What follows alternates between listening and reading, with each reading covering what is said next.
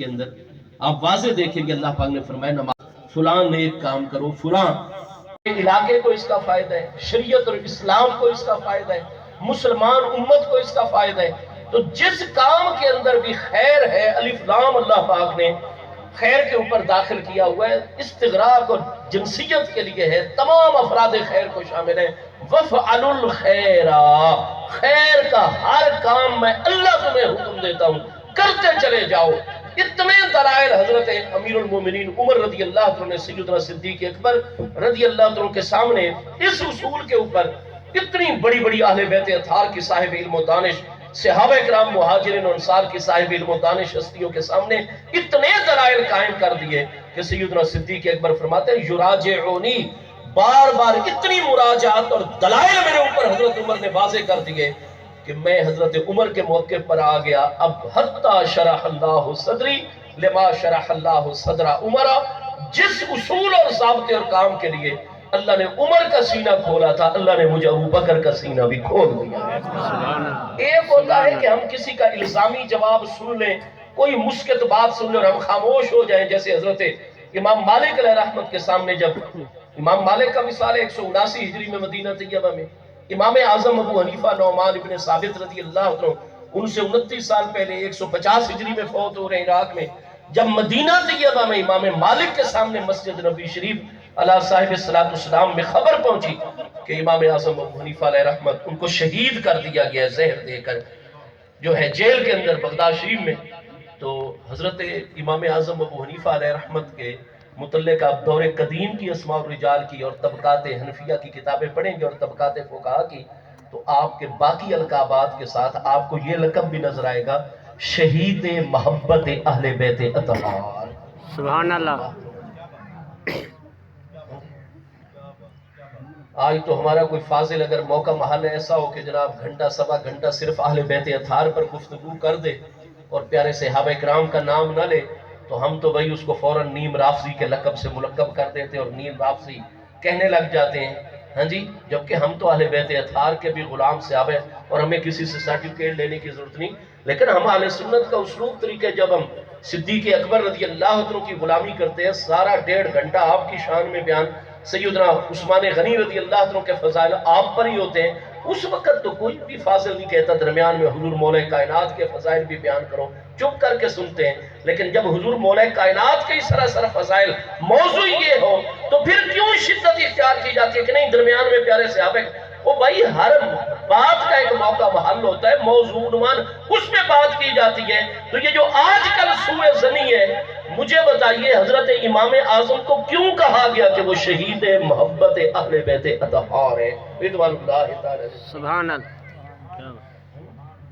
آپ کا ہر فتویٰ اور ہر تحقیق اہل بیت اطہار کے حق میں ہوا کرتی تھی۔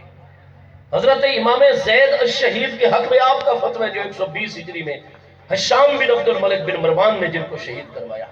اس کے بعد امام حسن رضی اللہ عنہ کے پیارے پوتے سیدنا عبداللہ المحض کے فرزند سیدنا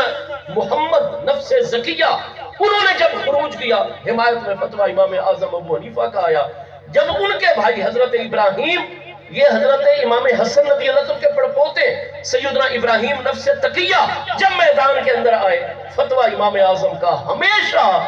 بنو امیہ اور بنو عباس کے حکومتیں جو 3 بر اعظموں پر حکومتیں تھیں، حکومتوں کے حق میں آپ کا کبھی فتویٰ نہیں آیا۔ جب بھی اہل بیت اطہار اور حکومتیں ٹکرائیں، آپ کا فتویٰ خاندان مصطفیٰ علیہ السلام کی۔ سبحان اللہ۔ سبحان اللہ۔ اور آپ نے اپنے شاگرد بھیجے، مالی امداد بھیج بنا طریقے پر کی،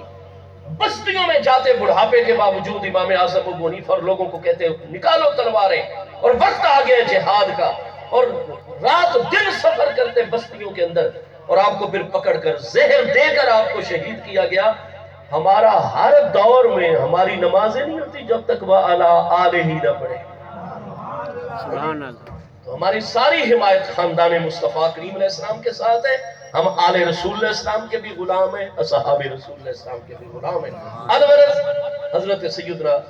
عمر رضی اللہ عنہ کے حوالے سے سیدنا صدیق اکبر کا یہ فرمان بخاری شریف میں 3 جگہ ہے کہ یراجعونی، اتنے دلائل حضرت عمر نے میرے سامنے رکھ دیا کہ میں ابو بکر وہ صدیق اکبر جن کے متعلق بخاری پہلی جلد صفحہ 538 کتاب المناقب میں سیدنا ابو سعید خدری رضی اللہ عنہ کے الفاظ ہیں. اس بات سے ثابت ہو گیا کہ محبوب کے مقصد کو سمجھنے میں اگر ہم صحابہ کرام میں سب سے بڑی علمی ہستی ہیں تو حضرت صدیق اکبر کی ذات بابرکات ہیں. وہ صدیق فرماتے ہیں کہ حضرت عمر نے اتنے دلائل اس اصول پر کہ حتی شرح اللہ صدری، حتیٰ کہ اللہ نے جس کام کے لیے عمر کا سینہ کھولا تھا مجھے ابو بکر کا سینہ بھی کھول دیا. حضرت امام مالک کو جب خبر پہنچی نا امام اعظم کے وصال کی تو آپ فجال یبکی، آپ نے زارو قطار رونا شروع کر دیا اور فرمایا علم اٹھ گیا، علم اٹھ گیا. اور ارشاد فرمانے لگے کہ ذاکر رجل، حضرت امام اعظم ابو حنیفہ سے میری بار بار مدینہ طیبہ میں جب وہ ہر سال آ کر ابتدا میں 6 مہینے عراق میں گزارتے تھے، 6 مہینے مدینہ شریف، اور سارے علماء حرم سے مناظرے کرتے تھے، ہر مسئلے کی تحقیق 6 مہینے وہ ادھر گزارتے تھے. تو میری ملاقاتیں رہی. میں چونے اور گچ کا بنا ہوا ستون ہے یہ پلر جو ہے، ہاں جی، اس میں سونا تو نہیں لگا ہوا. جی حضور سونا نہیں لگا ہوا، لیکن فرمایا اللہ تعالیٰ نے امام ابو حنیفہ کو وہ عقلی صلاحیت عطا فرمائی تھی،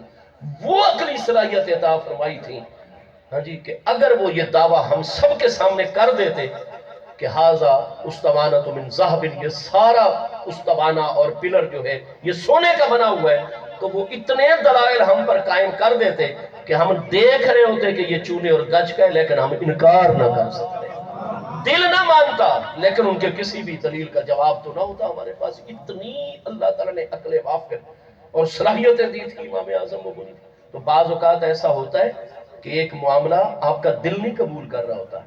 لیکن آپ کو خاموش ہونا پڑتا ہوتا ہے، یا اس دلیل کو میں کیسے توڑوں. حضرت ابو بکر صدیق فرماتے ہیں یہ معاملہ نہیں ہے کہ میں دل سے تو اس اصول کو نہ مانتا ہوں لیکن حضرت عمر کی دلیلیں اتنی قوی اور مضبوط ہو جائے کہ مجھے خاموش ہونا پڑے. لہٰذا اب چونکہ دلیلیں اس طرف، جیسے ہمارے عثمان پیرزادہ صاحب اور ان سے پہلے بھی ایک پیرزادہ صاحب تھے باپ بیٹا، انہوں نے آئین کے مرتب کرنے میں بھی 1973 میں بھرپور کردار ادا کیا، اور جنرل ضیاء الحق صاحب کا مارشل آیا تو انہوں نے اسی آئین میں سے مارشل لا کے جواز کے بھی اتنے دلائل قائم کر دیے کہ ہماری عدالتیں بھی خاموش ہو گئی. ہاں جی، حفیظ الدین پیرزادہ، ٹھیک ہے جی. تو بھائی معاملہ یہ ہے کہ وہ دلیل ایسے آگے آ جاتی ہے کہ دل نہیں قبول کرتا لیکن چپ رہنا پڑتا ہے. بھائی جب تک اصولوں کی روشنی میں اس کو توڑا نہ جائے کیسے بات کی جائے. حضرت ابو بکر صدیق کے یہ الفاظ نہیں ہے کہ دلیلیں اتنی ہیں کہ چپ رہنا مجبور، میں نہیں. حتی شرح اللہ صدری، یہ صرف چپ کرنے والی مشکل دلیلیں نہیں، پورا شرح صدر ہو گیا ہے مجھے کہ حق وہی ہے جو حضرت عمر کی زبان پر جاری ہے. سبحان اللہ. مجھے اللہ نے پوری شرح صدر دی ہے، میں نے شرح صدر سے یہ اصول قبول کر لیا ہے کہ آئندہ جو بھی نیا کام ہم کریں گے، کوئی بھی نیا کام کرنے کی ہمیں ضرورت پڑ جاتی ہے تو ہم نے یہ نہیں دیکھنا کہ نبی علیہ السلام نے یہ کام کیا، کیا پیارے اہل بیت اطہار پیارے صحابہ کرام نے اپنے دور میں یہ کام کیا، پیارے تابعین اور تبع تابعین نے اپنے دور میں کیا، ائمہ مجتہدین نے اپنے دور میں یہ کام کیا، یا امت میں یہ پہلے کام ہوا؟ نہیں. یہ اصول ہی نہیں ہے. اصول یہ ہے کہ اگر کسی دور میں کسی نئے کام کی ضرورت پڑتی ہے تو علماء اصولوں کی روشنی میں دیکھیں گے کہ یہ کام خیر پر مشتمل ہے یا شر پر مشتمل ہے. اگر شر ہے اس میں اس کے نزدیک ہی نہیں جائیں گے، اور اگر خیر ہے تو پھر قرآن کا اصول وَفَعَلُوا الْخَيْرَ، اور اسی پر جواب منعقد ہوا حضرت ابو بکر صدیق کے دور میں. چنانچہ حضرت ابو بکر صدیق نے مجھے پوری شرح صدر ہو گئی، تمام مہاجرین و انصار کی اہل علم و دانش ہستیوں کو شرح صدر ہو گئی. اب سب نے غور کیا کس ہستی کو جمع قرآن کمیٹی کا، سارے متفق ہوئے حضور خلیفۃ الرسول حضرت زید بن ثابت انصاری یہ صلاحیت رکھتے ہیں. چنانچہ حضرت زید بن ثابت انصاری کو بلایا گیا. حضرت ابو بکر صدیق نے فرمایا یہ حالات ہیں، قرآن پاک کی تدوین ضروری ہے، مدون کرنا ضروری ہے. آپ نے فرمایا حضور آپ کا حکم ٹھیک ہے، ہمیں آپ کی اطاعت کا حکم ہے، لیکن جن کاموں میں تو سری اللہ اور اس کے محبوب علیہ السلام کا حکم، سیرت طیبہ، سنت مبارکہ موجود ہو، وہ تو ہم آنکھیں بند کر کے قبول کریں گے، لیکن وہ کام جو ہمیں کتاب و سنت میں پہلے نظر نہ اور آپ جیسی مجتہد ہستیاں خلیفۃ الرسول ہمیں حکم دیں تو ہم فوراً نہیں قبول کریں گے جب تک شریعت کے اصولوں کی روشنی میں مطمئن نہیں. سبحان اللہ.